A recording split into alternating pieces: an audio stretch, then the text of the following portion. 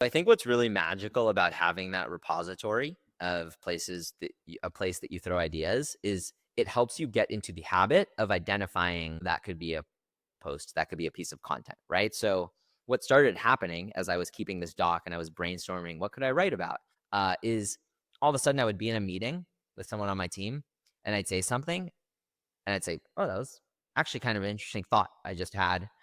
I'm gonna write a sentence like I could flesh that out into a post later on, right? Or I'd be on a sales call and I'd just be bullshitting with the person about the industry, et cetera, et cetera. And they'd ask me like, what do you think about this? And I'd answer and I'd say, huh, like that's actually kind of an interesting thought I just said.